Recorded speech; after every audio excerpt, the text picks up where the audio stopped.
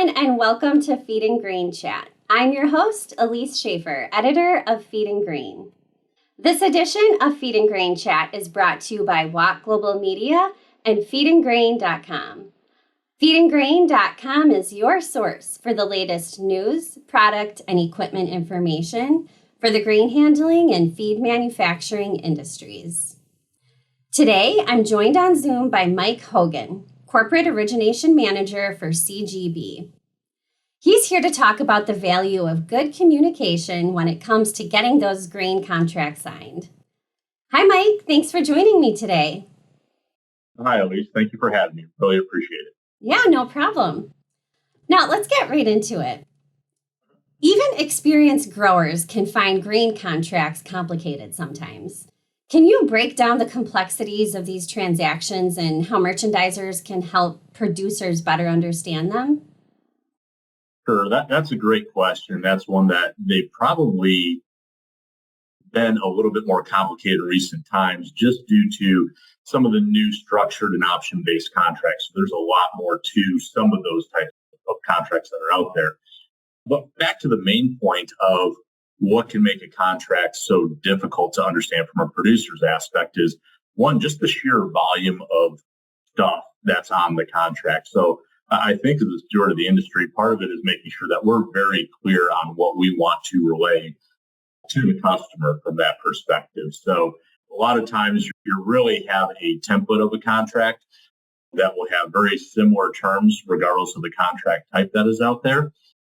But then you're also filling in key things that are, mainly what's the price, what is the delivery time frame, as well as where's this going specifically. And it's not always the elevator that the merchant is talking through. So we want to make sure that all those terms are very, very clear on that.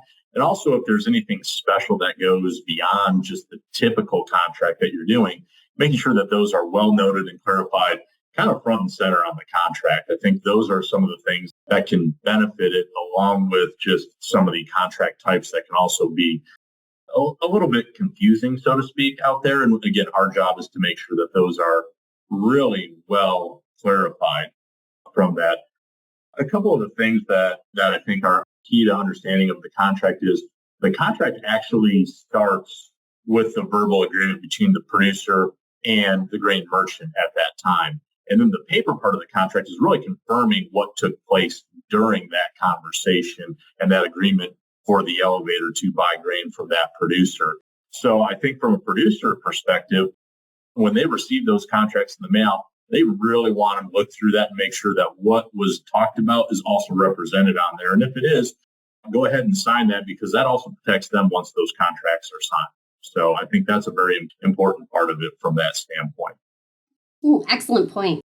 Now, in your experience, how does a strong relationship with producers benefit grain merchandisers? And what's your advice for cultivating these relationships?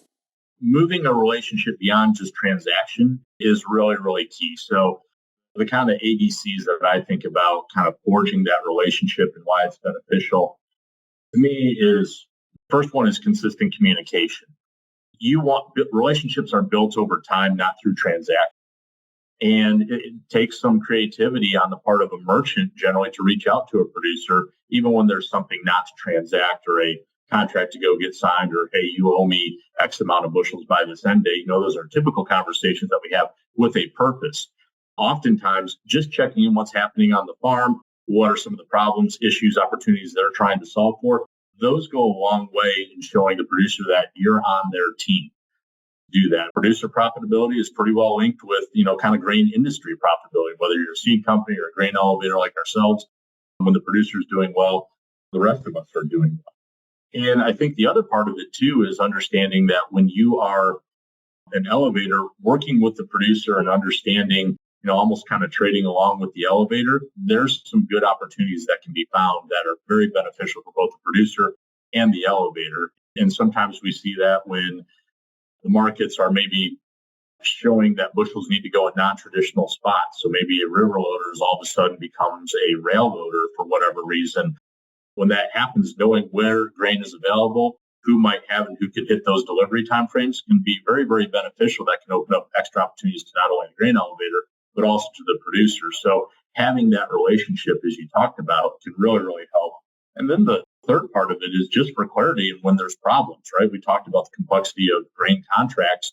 Sometimes there can be misunderstandings with those, or sometimes those need to be adjusted or amended because harvest is delayed and the producer needs to maybe push back the delivery time frame. That's real. Some of those conversations become very, very complicated and even adversarial at times if one doesn't have the proper relationship set up with folks to be able to do that. Or if there's a breakdown at the elevator going the opposite direction, how can we relate that to the producers and make sure that we've got a good, solid relationship set up so that way each person can run their business to their full opportunity, yet things happen and we need to make adjustments as those things happen. And that really only happens with good, solid relationships.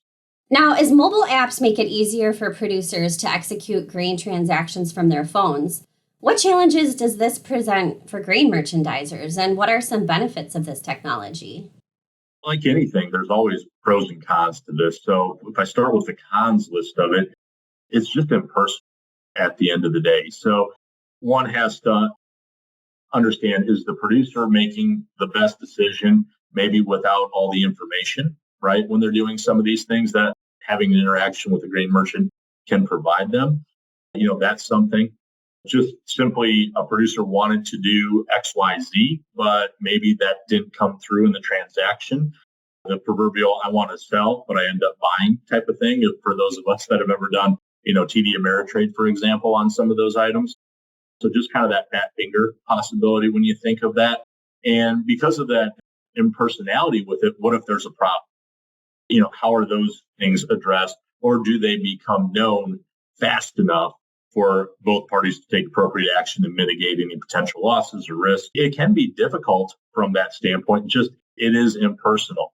Now, the benefits, there's a lot of benefits to that as well. So one, it opens up a new world to the producers. They have a large selection of the ability to make grain contracts, have the ability to do it at any time of the day, and to look at multiple markets versus trying to easily go through and make phone calls. They can do that kind of all at once, literally from their pocket. That is highly beneficial. From a merchant standpoint, as I think the industry starts to move more towards that, it probably frees us up for more value-added tasks. How can we arm our producers with valuable information so that way they can make the best decisions? And maybe we're not, taking an extra 5 or 10 minutes, always writing up every last detail of the contract. We can have that kind of market appropriate conversation with them and move forward. But it's certainly something that I don't think many in the industry are there yet, where it's full-fledged grain contracting at this point is online, but it's certainly starting to move in that direction. And before we know it, it will be here. And thank you for your insights today, Mike. That's all the questions I had. Well, really appreciate it. Thank you for allowing me to visit with yourself and your viewers today. Well, that's all for today's Feed and Grain Chat. If you'd like to see more videos like this, subscribe to our YouTube channel, sign up for the Industry Watch Daily e-newsletter, or go to feedandgrain.com and search for videos. Thank you again for joining, and we hope to see you next time.